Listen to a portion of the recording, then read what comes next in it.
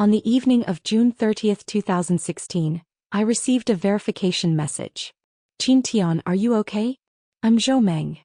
It took me a long time to react before I remembered who she was. A high school classmate I hadn't seen for 6 years. I had met her a few times when we were in high school tutoring. I had never had her contact information, so we hadn't been in touch much since graduation.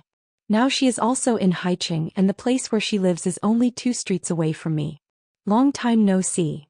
Can we meet tomorrow? One in the coffee shop. Zhou Meng was wearing sunglasses and had been waiting for a long time.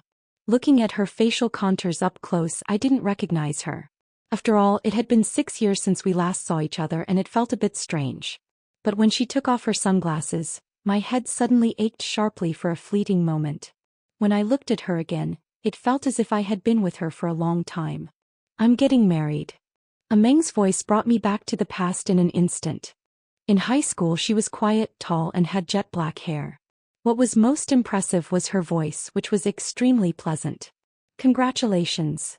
Many scenes flashed through my mind where old classmates, after many years of separation, would ask for wedding gifts under the guise of getting married as soon as they met. I thought to myself, truly no one is spared. This has happened to me. She didn't speak and just looked at me as if she couldn't get enough. That feeling made me subconsciously want to avoid her gaze. Why? Fiancé has disappeared. Last week, her fiancé accompanied her to their high school alma mater for an adventure. As a result, he disappeared the next day. Hearing this news, I already had some answers in my mind. Nowadays, there are many people who are afraid of marriage or run away from it. But it's somewhat unfortunate that she has encountered this. It's not what you think. It's not a disappearance in the traditional sense. Literally, he vanished. She said she had reported it to the police and checked the surveillance. From beginning to end, it was just her alone. The police called her family and they had never heard of any fiancé. Everyone thought there was something wrong with her mental state. They said that I have delusions. My brain will have some memories that never happened. After saying that, she gave a wry smile. I believe you can help me find my fiancé. What if it's really just your imagination? What if there really is no such person? I knew these words were hurtful, but I still had to ask. Unexpectedly, she wasn't angry. She looked out the window. After a long time, she sighed. Then I hope you can help me write down this story.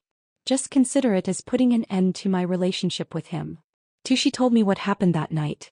Both the Meng and I are from Hefei Anhui. Our alma mater, Hefei No. 8 High School, is one of the 3 most famous high schools in the local area. Opposite the school on the old days, there was a training institution called Luzhou Academy. We had tutoring there together in high school. This is the background. On June 24, 2016 Friday, a Meng's fiancé accompanied her to revisit their alma mater. Because they booked the high-speed train late, by the time they arrived at the school, it was already 11 o'clock at night. The school was relocated to the Government Affairs new district after 2010.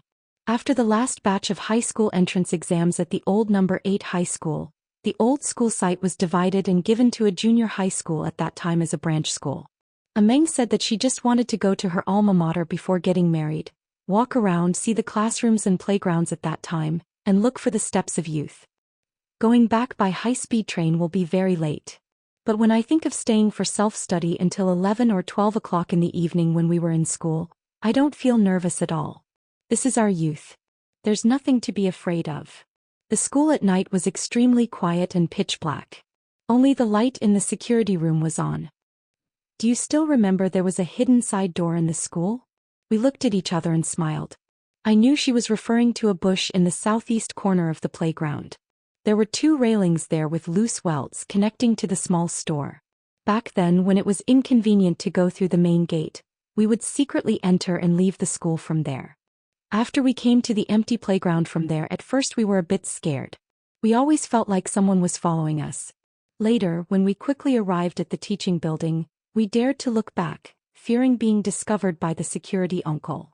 She mentioned some details, such as the trees in front of the teaching building were much thicker than in those years. There were air conditioners in the classrooms on the first floor, only fans upstairs. The lights in the school corridor were still the old white lights and so on. Nothing had changed. This also matched my memory. There was no problem. We walked carefully along the stairway, fearing making any noise and attracting the security guard's patrol. There was the smell of flowers in the corridor. It should be newly changed potted plants. Meng said that because not a single light was on the playground and there was no light in the stairwell either, they could only climb up step by step on tiptoe. They even walked in the stairwell for so long that they worried about going to the wrong floor. Strangely, I couldn't find our original classroom, the classroom we were in during our senior year of high school. Wait, are you saying that you and your fiancé were also high school classmates? She hesitated for a moment but still nodded.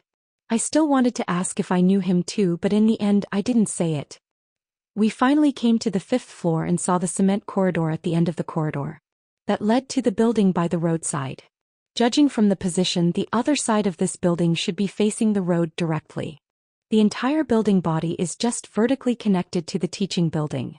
When she said this, Meng subconsciously looked at me as if intentionally explaining and waiting for my response. If there is a memory deviation, it's true. I completely don't remember that there is a corridor connecting the 5th floor of the school and the building by the roadside. But thinking about it, so many years have passed. It's very normal for a new corridor to be built. Seeing me nod and not find it strange, she continued. The reason we came here to take a look is because the school classrooms were being renovated at that time, and we were temporarily transferred here. So there is a special feeling. Hearing this, my heart skipped a beat again. There was indeed an incident of changing classrooms. But at that time only my class changed. It was decided by lottery among the head teachers of the grade. I was extremely impressed. And it wasn't transferred to the classrooms in the building by the roadside, as she said. I raised my head. Meng looked at me as if waiting for my response. Did your class also change classrooms? I found that the look in Meng's eyes had turned gray, as if hearing a very disappointing answer. Tears couldn't stop flowing out. Meng, don't cry. What's wrong? Did I say something wrong? It took her a long time to calm down. I didn't know why she had such a violent reaction and didn't dare to say anything for a while. After a long time, she took a sip of water and continued. We found that the classroom door was strangely unlocked. We went in and sat for a while. Because we were afraid that the security uncle would see us, we didn't turn on the light. He held me and just sat quietly like that. By the light shining in from the street lamp, we looked at the blackboard, the podium and the wall clock. That feeling was like going back to childhood. It was so nice. As I listened, I took notes. Interestingly, I was very familiar with these scenes she described. It seemed as if I had experienced them somewhere but couldn't remember. This sense of familiarity once made me wonder if I had remembered something wrong. Then it was 11:30. There wasn't much time left for us. Because there was a rumor that a long time ago, this piece of land where the school is located was a chaotic cemetery. So no teacher or student would stay at school after 12 o'clock. This was a rule we had back then. Up to this point in the story, except for some parts of the memory that differed from mine, there was generally no problem. I couldn't help but ask, your fiancé disappeared when you were going back? Meng looked at me wanting to say something but hesitating. The tears that had just welled up in her eyes had been held back by her. Because we saw a security guard patrolling on the playground, we didn't dare to go back the same way. We thought about going directly down the stairs of this building. She said that the stairs next to it seemed like they hadn't been cleaned for a long time. There was no light in the corridor. The middle of the up and down stairs was separated by walls. Fortunately, there was a green indicator light installed on each floor so that we could see the way. There was a fence on the side of the stairs facing the school playground, and we could also see the scene on the playground so we wouldn't be too afraid. He and I groped our way down step by step. In the corridors on the 4th and 3rd floors, there were some sports equipment that hadn't been used for a long time, accompanied by a musty smell. What if the 1st floor of this building is locked? Wouldn't it be too risky? I asked. Meng raised her head and looked at me excitedly. There seemed to be a glimmer in her eyes, but that glimmer disappeared in an instant. Yes. It's true. He said the same thing. I should have listened to him. Even if there was no signal there at all, but I insisted on going down to take a look. It's all my fault. As she spoke, Meng became a bit emotional again. I handed her a tissue and motioned for her to calm down. After a long time, she composed herself and continued. We came down from the 5th floor. As a result, It was only when we were between the third and second floors that we found that there was an iron gate locked at the stairway. Because this building faces the road, the first and second floors are storefronts. Later the school rented them out. The second and third floors are not connected. It seems we can only go back the same way. Yes. He was walking in front of me. But when I returned to the fifth floor, in the blink of an eye after a turn, he was gone. It was as if you watched him climb up the stairs. But when you went up, he disappeared. In just the blink of an eye. Meng said that at first she thought he was playing a prank. But when she found that the corridor connecting the teaching building and this building had disappeared, she was so scared that her legs went weak. That corridor seemed as if it had never existed. From her eyes I could still see horror. Thinking that I had no impression of the corridor at all. I even had the thought that she had never had a fiancé. The fiancé and that corridor were both imagined by her. But what she said later broke my conjecture. I swear that corridor really existed before. Otherwise, how could I appear in this teaching building by the road? The downstairs of that corridor is tightly locked and there is no corridor. I can't appear in this building out of thin air. Right. For a moment I didn't know how to answer. This was indeed a point I couldn't refute. Then what happened? I looked everywhere in that corridor for a way out, but I just couldn't get out. I was trapped here. I wanted to shout for help loudly, but no one heard my voice. It wasn't until the next day after the sun rose that a security guard heard my shouts. Later you went to the police? What did the police say? They took notes, checked the surveillance, and also did an alcohol test and a drug test. Regarding my fiancé, my phone seemed to be possessed. There was no information about him at all. As for how I appeared, the police's explanation is that I climbed up from the first floor to the second floor and then over. I took out pen and paper and drew a layout diagram while confirming with Meng. I really couldn't believe that she could have the ability of Spider-Man. Qin Tian, think again. That corridor has been there since we were kids. I came over from the corridor. Seeing her emotional, I didn't dare to say much and let her calm down. Help me. I know he is there. He hasn't left. He is there. She looked at me, expecting me to give her an answer. It was a look that couldn't be refused. At this time it was almost evening. In the afterglow of the setting sun, I nodded. I promise you. I will find out. Wait for my news. For in fact, I didn't completely believe what Meng had experienced. Just thinking of her eyes, I couldn't bear to disappoint her trust. In the morning, I embarked on a journey to seek proof. As agreed with Meng, I would investigate clearly and then meet in Haicheng again. Looking at the scenery outside the window on the high-speed train and listening to the recording repeatedly, I finally pointed the key to two questions. One was how Meng appeared in that building and why the security guards didn't respond to her cries at night. The second was where in Meng's narration there were deviations from my original memory. Who among us remembered wrongly? The former is actually very easy to solve.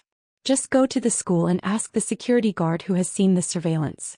That security guard made a statement at the police station that day and must know something. To get a full picture, we must know who was on duty that night and what the story was from his perspective. The latter is not difficult either. Conduct an on-site inspection of the school and then contact a few classmates back then to verify. One person's memory may be inaccurate, but the collective memory won't have large-scale differences. How much credibility Meng's words have will soon be revealed. If everything is really just her imagination, I also hope that my later writing can put an end to this relationship that has never existed for her. So after getting off the train, on one hand I got in touch with a few old classmates who stayed in Hefei. On the other hand, I directly took a taxi to the old campus of No. 8 Middle School.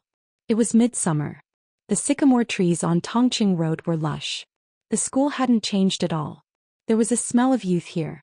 I approached the reception room and explained my purpose. At first, the security guard was unwilling to say anything, worried that I was some kind of media. It wasn't until I lied that I came for my classmate's illness that he let me in. What a good girl. She has this kind of disease. In his eyes there was full of pity. The old No. 8 Middle School is not big, so there are only 3 security guards in total. This uncle is surnamed Li and is responsible for the morning shift. Uncle Qian is on duty at night. There is another uncle responsible for the afternoon shift. We won't mention him here. On June 24th, it was Uncle Li who heard Meng's shouts and rescued her in time and contacted the police. When a Meng saw the police, she kept begging them to find someone. But whether it was her mobile phone or the surveillance, there was no trace of that person at all. Although the thing about her about to get a marriage certificate with her boyfriend was described as if it were real, she couldn't produce any actual physical evidence to prove it.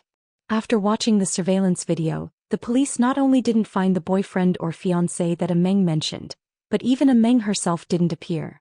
Under the surveillance on campus, except for security guard Lao Qian, no other person was captured. As for the building that trapped a Meng, the first and second floors are used as storefronts. The upper floors are basically abandoned. There is no surveillance. And the iron gate at the stairway between the second and third floors has been locked all the time. Basically, it is ruled out that a Meng went up first from the first or second floor. In fact, what could have happened? Probably the little girl climbed up along the iron railing of the anti-theft net on the first floor. There just happens to be a blind spot where the surveillance didn't capture it. Uncle Lee took me to see the scene. I saw that although the iron railing anti-theft net on the first floor of that building was old and damaged, it was not impossible to climb up. Lao Qian did fall asleep at the beginning that night. He also made it clear when he made the statement. But we are required to patrol at 3 o'clock. He said he didn't hear any noise. Moreover, we have been here for so many years. How could we not know if there is a corridor on the 5th floor? The lies she made are also outrageous. Uncle Lee said that it was probably because the girl was playful and fell asleep in the corridor at night and had a nightmare. She thought she had shouted, but in fact she hadn't.